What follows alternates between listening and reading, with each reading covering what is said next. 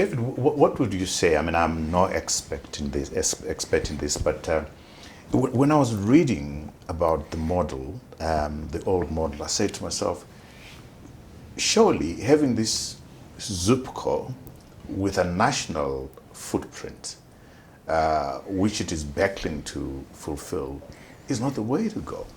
Why not break it into pieces, like you're saying, tendering for routes, and go back to saying we have available service for Bulawayo and the other outlying areas, Gwanda, we have a service for Mutare, Midlands, Harare, and so forth, and there's 10 of them or 9 of them, depending on it. Maybe go provincial.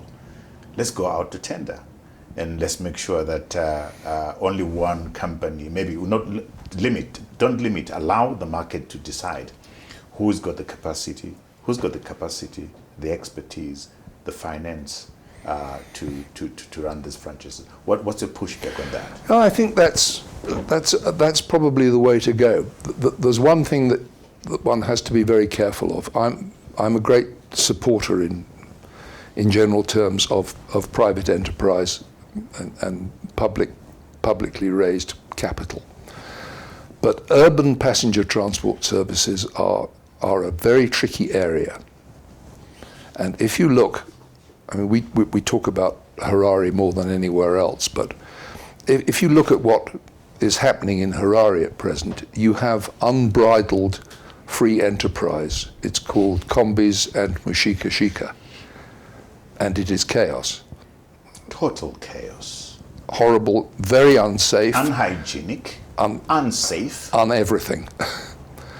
And the same thing has happened before. Many years ago, there were similar situations in the United Kingdom, where there were multiple companies providing omnibus services, and the vehicles raced one another to get to the next stop first, to get the passengers. So some form of regulation and control is very necessary, I think. And the franchise, in terms of the Urban Councils Act, not this so-called franchise at present, provided that, because there was a sole operator responsible to a sole body, being the municipality, with a sole purpose, and it was monitored and enforced. So I think you have to be very careful about having multiple people. It needs to be structured so that a proper service can be run and people can understand what's going on. I get the point that you're making, David, that the main plank is going to be a policy. And what does that policy speak to, and what are you trying to achieve?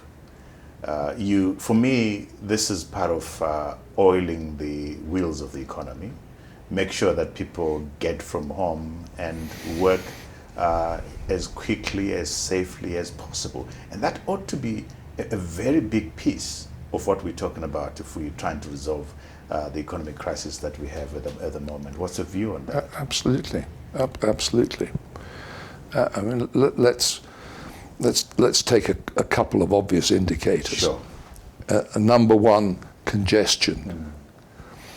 Now, we know from historical experience that a standard bus, carefully designed and meeting legal requirements, 12.5 meters long, 2.65 meters wide, can carry 101 people legally.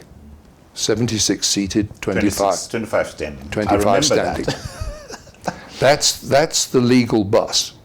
Now, you can have a bigger bus, but I think that would be unwieldy. You can have articulated buses, but they have problems in terms of safety with other road users. So just thinking of a conventional bus,